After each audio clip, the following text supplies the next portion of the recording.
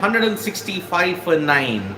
That is the England total, which is significantly better than what they did in Chepauk, but in Kolkata rather. But now 30 runs more in Chepauk when you look at it. Yes, it's a kind of a middling score, and I think 180, 190 was the minimum that you needed, and that's why looking at it, this is the batting card that we have in display. So England have been restricted to 165 for 9 with only Josh Butler yet again for the second consecutive game top scoring with 45. Otherwise, no one else. Bryden Cars, when you look at it, 31 or 17, he threatened at one point in time. But apart from that, one wicket each for Arshdeep. Hardik Pandya got one. Washington Sundar got one. 2 wickets from Akshar Patel, Varun Chakravarti. Abhishek Sharma also got a wicket. So, very strange kind of a way how this T20I has progressed, don't you think? Yeah, absolutely. I think, in a way, I'm not completely surprised with the way England have gone about their business, because it was expected that they are going to struggle against spin, and really have to credit the Indian team management here led by Gautam Gambhir. I think it's really playing against the fact that that England's spin weaknesses are there on display, and they've done it for years now, and India is really doing consistently that. Before the toss, there were obviously a bit of surprise as to why you have gone with 4 spinners. Have included Washington Sundar also, although it was an injury forced change. But then I think India have taken the right decision, because that England are going to struggle against spin, and the story has unfolded in similar fashion. You look at their batters. Initially, they had the excuse in Kolkata that there's smog, and that's why the batters weren't really able to adjust. But today, was it really the case of sea breeze? It was sea breeze. If you have to go with the S analogy, smog. And today it was a sea breeze. I mean, look at it. It was a perfect delivery. Drifted in kind of. Spun back in, broke all over the shop, and that is why I think that Smile realized that yes, I think I made a big blunder by giving that statement out in the press conference that happened yesterday.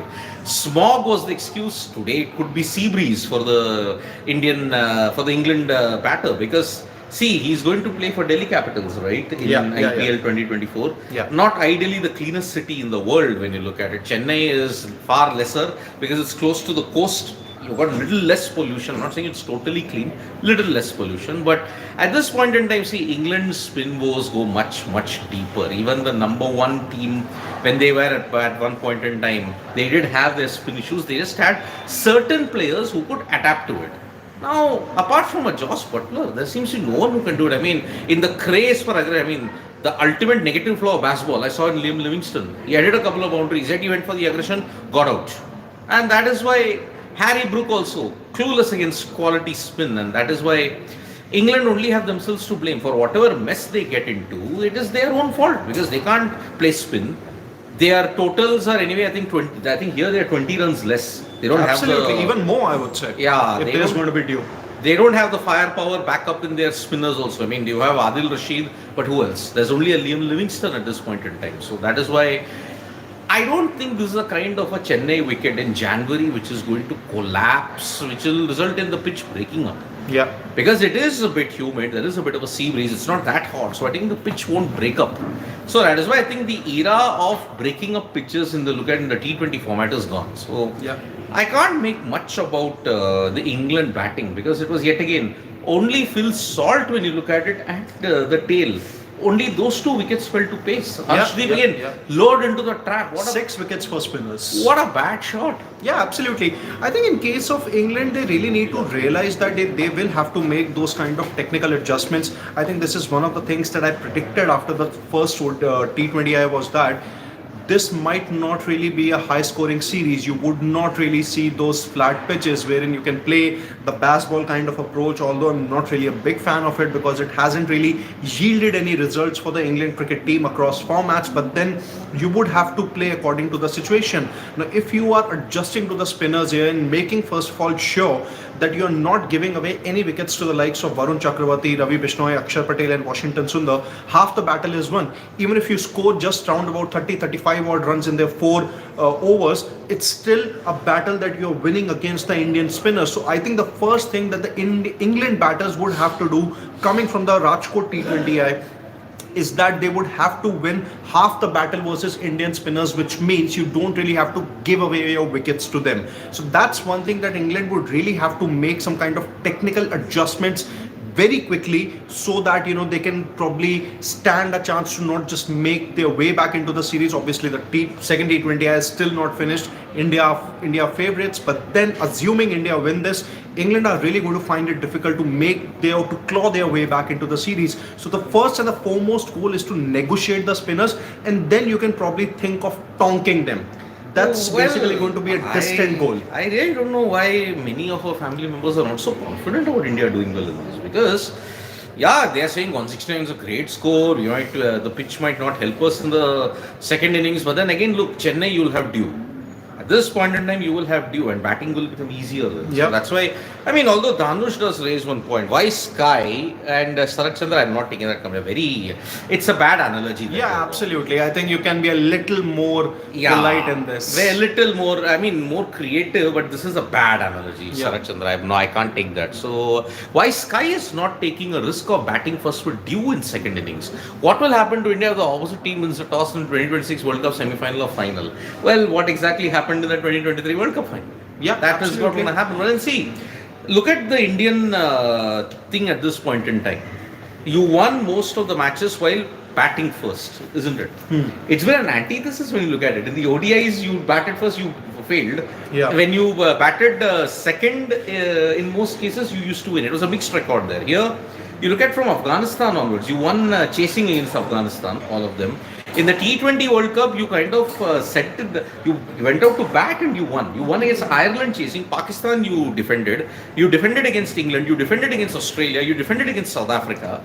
So that is the way, how strange it is. Sri Lanka, I think you won everything defending. Absolutely. Bangladesh, you won everything defending. I think India have all bases covered, and it's not really down to the fact that whether Surya Kumar Yadav is actually making a mistake of bowling first, or why should he really opt to bat first more often. I think you really need to cover all bases, and India are really doing that ahead of the 2026 T20 World Cup. So I think no signs of worry here.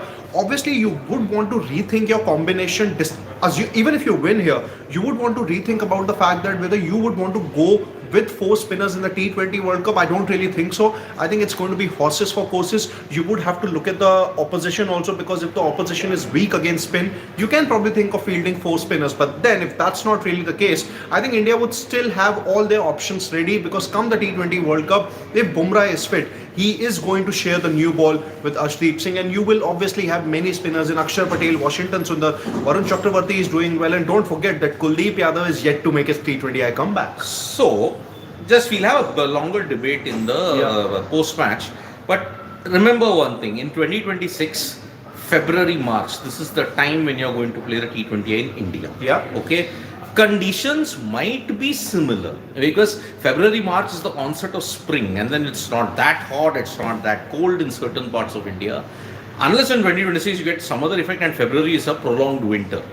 But mostly in northern India, where most of the venues might be, and western India, it is technically getting hotter around February, March. Conditions will change accordingly in that sense. So there is a big thing. These conditions, if you look at Rajkot, you will get an indication that maybe this might be a T20I wicket in February, March 2026.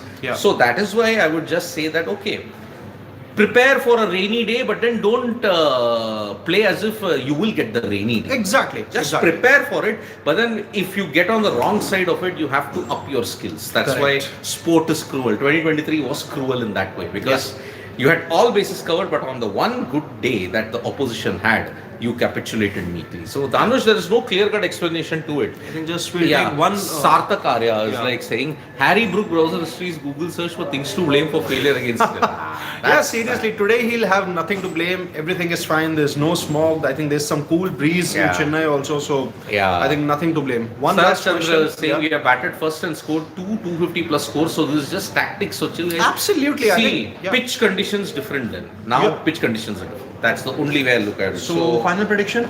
Final prediction, I think India winning. Quite easily Yeah. India winning. I think we still have some more time for them to come out. So Okay.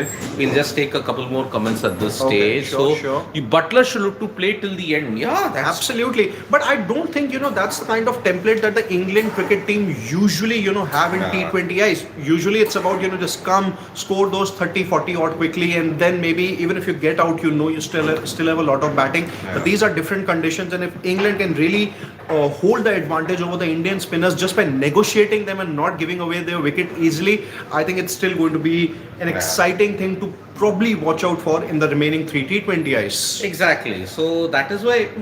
See, I would say India still hold the edge because 185, 190 would have been a very tricky chase here. And looking at this, I think India should chase it down. But yeah, I don't think it'll be as easy as it was in Kolkata. Yeah. Because Kolkata, the boundaries were smaller. Here, the boundaries are slightly bigger, I would say. Yeah. And yes, England will want to ensure they don't fall back behind.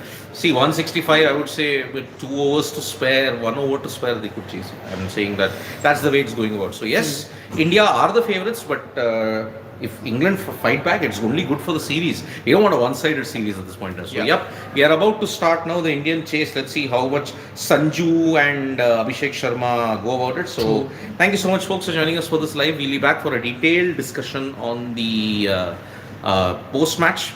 India versus England. Let's see whether India can chase it. From me and Sid Gulati, it is bye-bye. See you soon for the post-match.